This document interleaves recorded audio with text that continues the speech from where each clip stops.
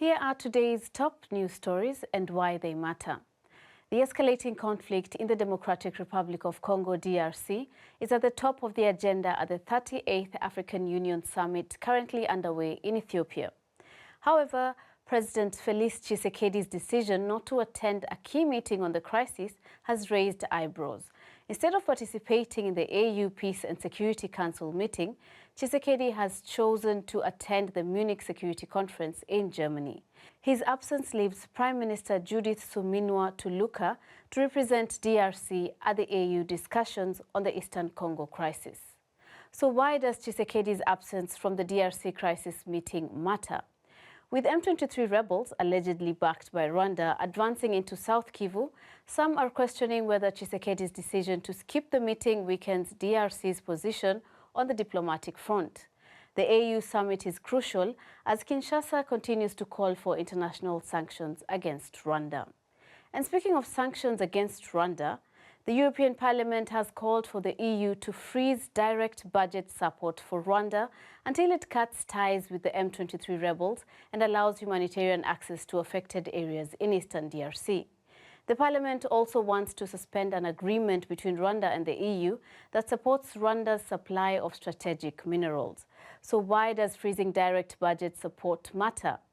In recent years, the EU has continued its financial assistance in making it a contributor to Rwanda's economy.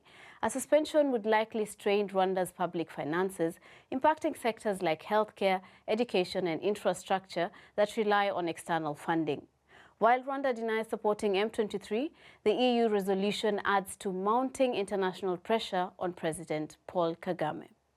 Does Valentine's Day matter to you? Well, for some Kenyans, it matters, and DW's Collins Olunga tells us why. Today is Valentine's Day, and it matters to so many people in Kenya. But for one man, it seems to even matter more. So much more that he's determined to take the spirit of love to a whole new level. George Choka is a man on a mission to break a Guinness World Record by giving out staggering 15,000 hugs in 24 hours. The current record stands at 9,227, currently being held by an American, Jeffrey Ondash.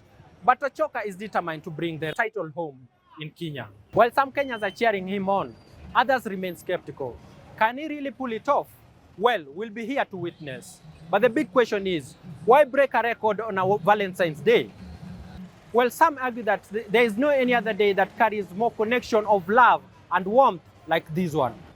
But for Choka, this is not just about breaking a world record, but it's a time for spreading positivity, love, at a time when Kenyans are feeling divided and discouraged. Tell us what you think. Please like, comment, and subscribe to our YouTube channel, DW Africa. My name is Eunice Wanjiro.